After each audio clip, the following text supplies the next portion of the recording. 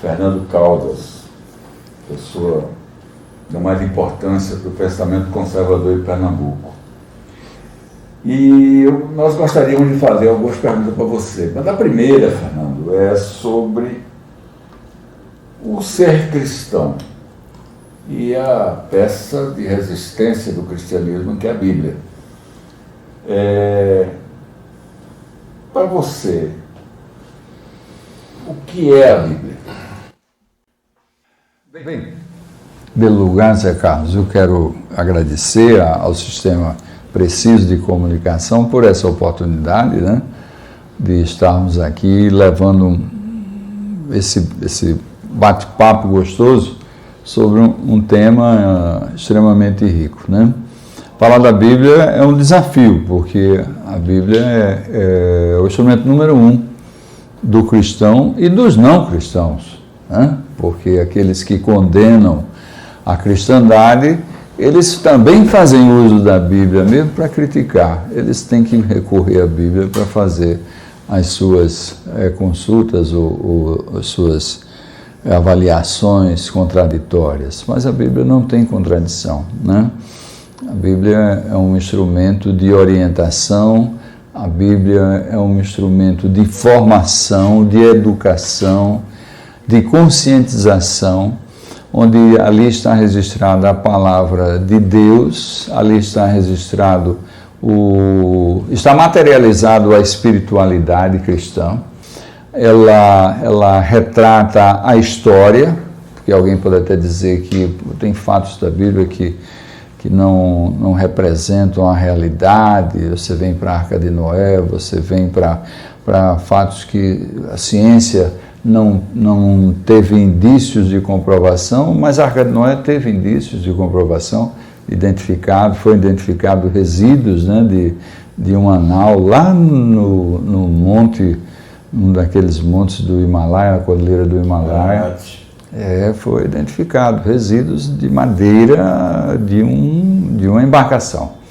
E os retratos mostram isso, e os fatos, né, que são explorados depois pela ciência, mostram isso. Então a Bíblia, ele é um livro de cabeceira. Para mim é um livro de cabeceira. Eu tenho a Bíblia como um livro de cabeceira. Eu tenho várias Bíblias, na verdade, viu, Zé Carlos? Porque a gente lê tem a católica, tem a protestante, tem até a Bíblia Espírita, também tem uma peça, né, trabalhada sobre esses mesmos conceitos, mas fazendo uso da essência da Bíblia. Então,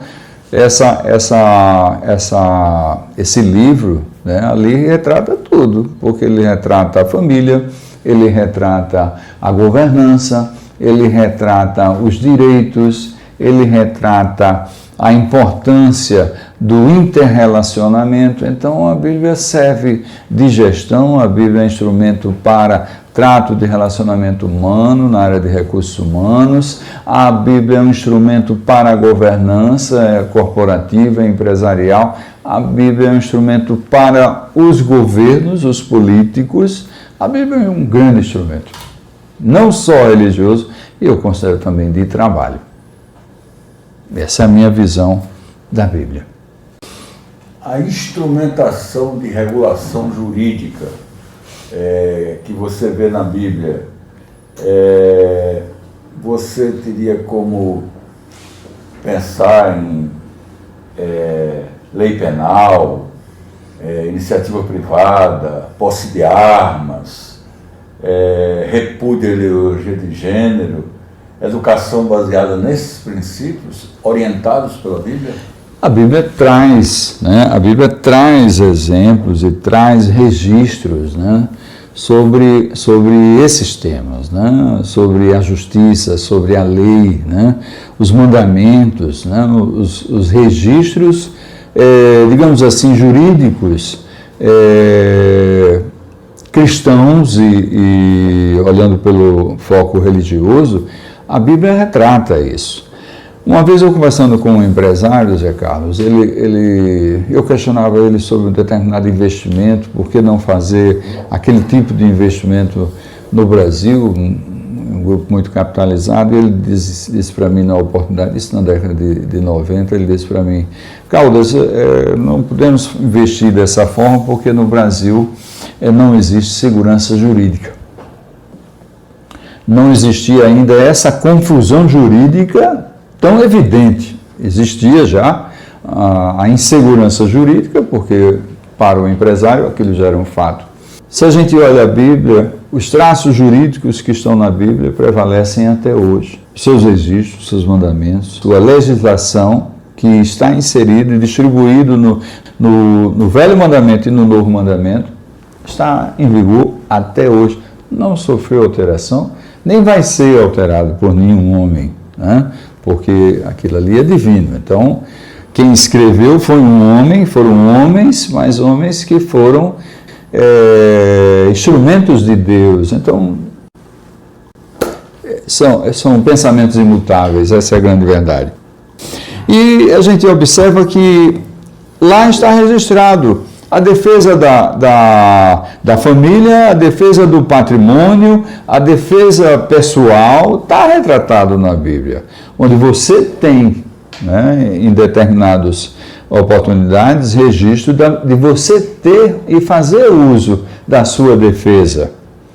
Então você vê um Pedro, né, discípulo, ele andava armado. E até naquele momento que Jesus foi traído, ele fez uso da espada dele. Então, naquela época, não eram só os bandidos ou os guerreiros que andavam armados, os homens de bem, os homens da paz, como os discípulos, faziam uso, alguns mais, outros menos, né? Em outras passagens, a gente observa que existe o retrato, quando tem uma passagem bíblica, me foge a lembrança agora, Zé Carlos, você poderia me ajudar? Quando está dito, né, se um guerreiro totalmente armado, mas um guerreiro mais forte combater, vai acabar com ele e pegar as suas armaduras e distribuir, né? Ou seja, todo momento você vê na Bíblia a defesa da proteção humana, da proteção da família, da condução armada para a sua autodefesa, coisa que hoje a gente não tem.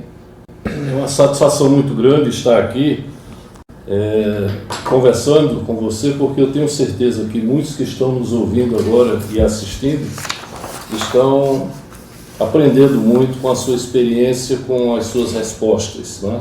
Eu, particularmente, eu não gosto muito de fazer pergunta, porque eu lembro quando o menino saiu de casa, indo para a escola, o pai perguntou, quando ele voltou, e aí, gostou? Eu disse, não quero mais estudar não, pai. Aquela escola, o professor não sabe de nada, ele me pergunta tudo que ele não sabe. Então, a gente vai tentar aqui, não é, colocar algumas coisas, e uma das nossas curiosidades sobre a sua opinião é sobre as cotas raciais e de gênero. Se você é a favor, não é, dessas cotas para ingresso nas universidades, no setor público, na política, cotas raciais, cotas de gênero, é importante a gente saber disso. Muito bem, Enio Formigão, é uma satisfação, né, estar aqui participando com essas duas celebridades, né, um mestre e professor. Para mim é uma honra estar participando desse nosso encontro aqui. Veja, eu nunca fui favorável a esse conceito de cotas, né? Não importa o tipo, escolar e qualquer coisa que o valha. Recentemente uma pessoa chegou para mim e disse assim, não, porque a importância do voto feminino, porque o voto feminino vai ser contado, vale em dobro. Isso como é? O voto feminino vale em dobro? Não, o voto feminino vale em dobro. Não, tem alguma coisa errada, isso não é possível, mas não duvido se alguém não esteja pensando no Brasil em estabelecer o voto feminino como voto em dobro, por conta dessa configuração, né, de cotas e outras coisas mais. Eu entendo que todos nós temos que ter o mesmo direito, seja branco, seja preto, seja índio, seja mulato, seja amarelo, seja o que for.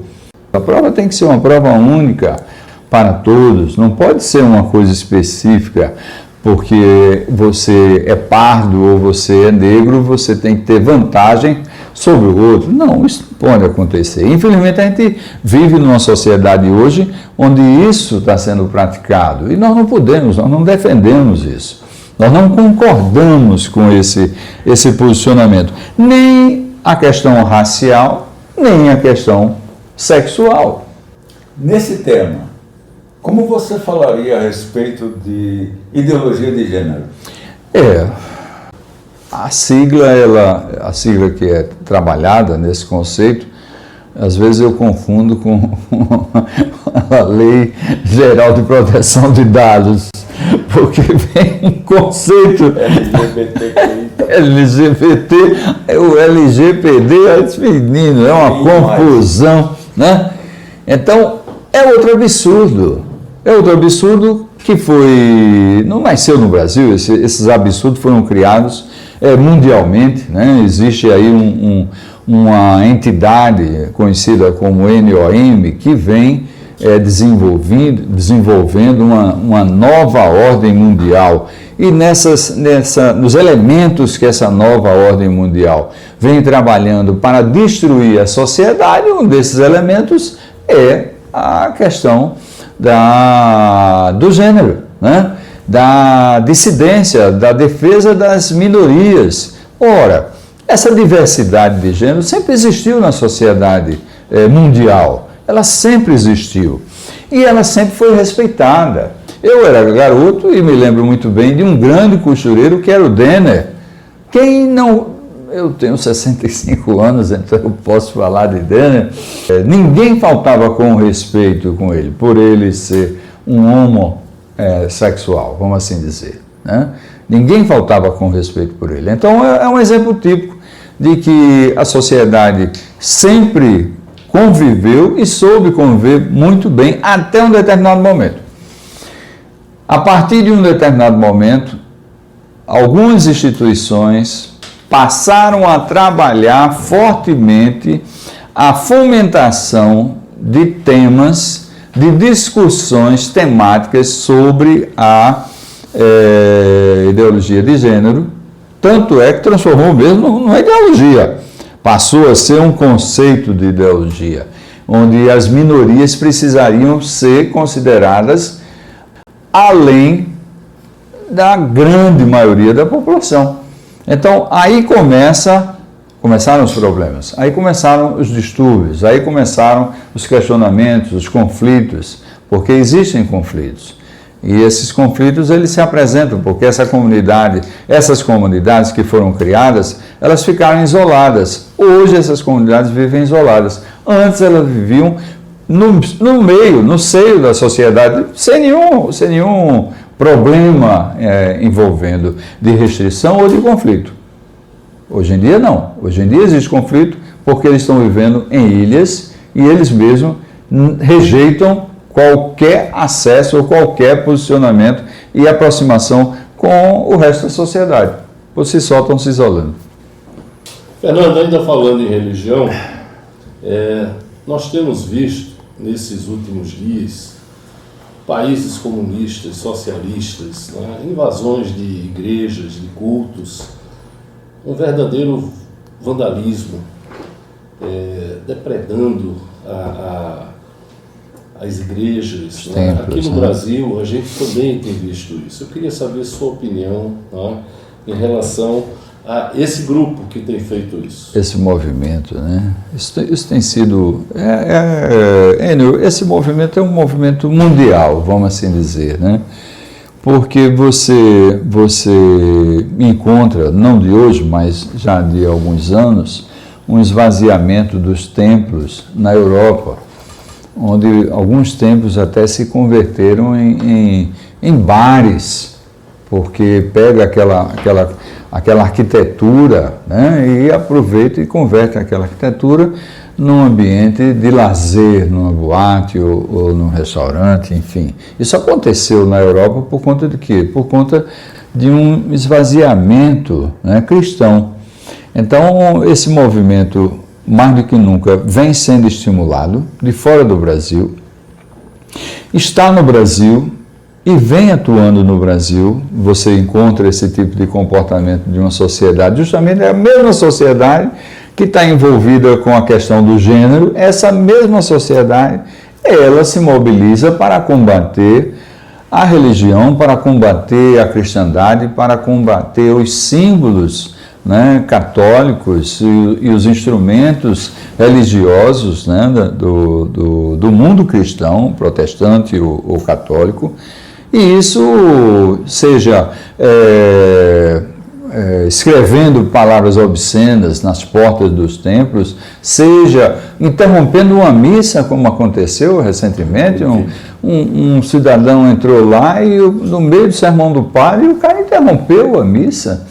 Aí você fica como cristão, meu Deus do céu, é para me dar desculpa a expressão, é para baixar o cacete ou guardar a espada, como Jesus pediu. Porque se eu presencio uma situação dessa, eu estou num ambiente, numa situação dessa, eu vou fazer isso. Eu vou tomar a ação de Pedro, com perdão da palavra do Senhor, mas não vou permitir que aquele maligno interrompa a palavra de Deus na casa de Deus. Ah, não, mas a casa de Deus está aqui, Deus está em todas as casas, em todas as famílias. Sim, Deus está, mas ali é o momento, porque a missa é um instrumento, como o culto é um instrumento de contato direto com a religiosidade, com a presença divina. Então, vem uma pessoa fazer uma interrupção, destruir imagens, interromper um culto, interromper uma missa, isso não pode ficar em silêncio, não pode ser permitido isso. Fruto de quê? Fruto de um esvaziamento que vem sendo feito gradativamente na sociedade brasileira. Eu estive em Sete Lagoas, Enio, isso em 98, e final de semana, domingo, eu disse, não, eu preciso ir à missa.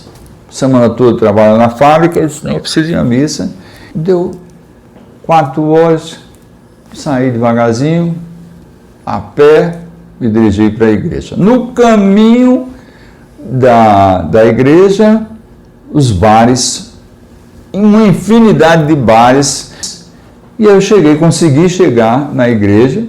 Quando eu entrei no templo, uma igreja imensa, só tinha o padre, eu e mais 3 ou 4 pessoas que estavam na frente. Eu fiquei atrás, estavam na frente. Eu disse, meu Deus do céu, e mais ninguém, não tinha mais ninguém na igreja. Mas os bares estavam lotados. Eu gosto de uma cerveja, eu gosto de um barzinho, mas eu acho que tem momento para tudo. Tem um momento de orar. Tem um momento de você se divertir. Você não é obrigado a ficar só ali de joelho, não. Você tem que viver. Jesus viveu. Jesus ia à festa. Jesus bebia. Não ficava embriagado, né? Mas se bebia. Isso está na Bíblia, viu? Está na Bíblia. Agora, o que é que aconteceu? Como houve um afastamento dos cristãos, dos seus templos, e esse esvaziamento está sendo tomado por marginais. Marginais que destroem a igreja, que usam o crucifixo, que picham as portas dos templos protestantes. A gente chega a isso de uma forma muito perigosa porque você não tem proteção. Os templos não têm proteção. A justiça dos governantes não protegem os templos cristãos. Essa é a grande verdade. E essa impunidade está fazendo esses movimentos crescerem.